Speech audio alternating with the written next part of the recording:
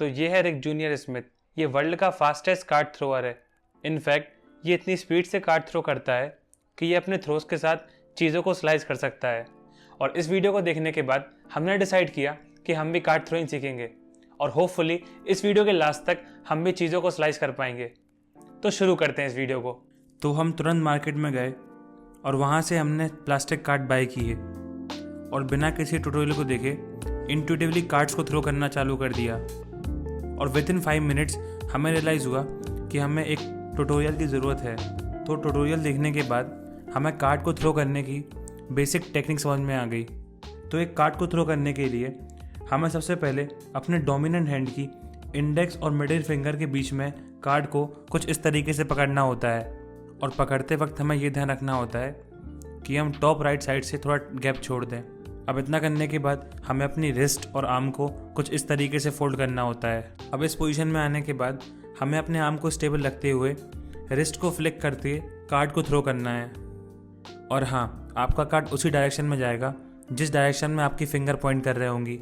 तो ये टेक्निक समझने के बाद हमने फिर से प्रैक्टिस चालू कर दी। अब ऑनेस्टली सेइंग शुरुआत में हमें बहुत डिफ़िकल्टी हो रही थी क्योंकि हमारे थ्रोस बहुत ख़राब थे। इनफैक्ट कार्ड हवा में सीधे जाने की वजह यहाँ वहाँ उड़ रहा था। बट वंस जब हम उस मूवमेंट के साथ यूज्ड टू हो गए तब हमने अच्छे रिजल्ट्स देखना चालू किए।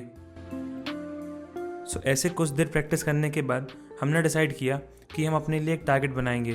तो हम गए और हमने एक चार्ट पेपर पर टारगेट ड्रॉ किया, फिर उसको एक थर्मोकोल शीट पर चिपका दिया और इस तरीके से हमने अपने लिए टारगेट बोर्ड बनाया। और फिर हमने उस टारगेट बोर्ड पर प्रैक्टिस चालू कर दी। सो अपने थ्रोस के साथ किसी भी चीज़ को कट करने के लिए हमें 2 चीज़ की रिक्वायरमेंट होगी। पहला एक्यूरेसी, दूसरा पावर। अब एक्यूरेसी तो हम इस टारगेट बोर्ड पर प्रैक्टिस करते करते अचीव कर लेंगे, पर हमें पावर का कुछ करना होगा। अब पावर के लिए हमने अपनी अपर बॉडी और हिप्स इन दोनों को अपने थ्रोस के साथ रोटेट करना चालू किया।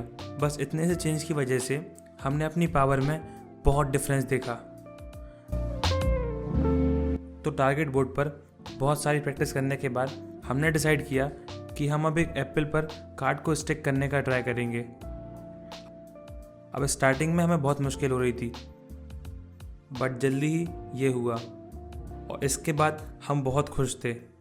तो हमने और हार्ड प्रैक्टिस करना चालू कर दी और फिर अगले दिन हमने एप्पल को बनाना से स्विच किया इस उम्मीद में कि हम फाइनली अब उसको कट कर सकते हैं। लेकिन हम बहुत गलत थे क्योंकि नो मैटर व्हाट हम जितना चाहे हार्ड ट्राई करते थे, या तो हमारे कार्ड्स सिर्फ टच हो रहे थे और मोस्टली उसको सिर्फ आधा कट कर रहे थे। और इस वजह से हमने डजन्स ऑफ बनाना ख़राब कर दिए। बट सून ये हुआ। एज कट बहुत छोटा था तो हमने डिसाइड किया कि हम फिर से ट्राई करेंगे। और फिर कुछ ही थ्रो के बाद ये हुआ। अब इस टाइम तक आते आते हमारे पास पूरे बनाना ख़त्म हो गए थे। तो आई डिसाइडेड कि हम बनाना को कैरेट से स्विच कर देंगे। एंड बिलीव मी, हमने पहले ही थ्रो में कैरेट को प्रॉपरली 2 पीसेस में कट कर दिया।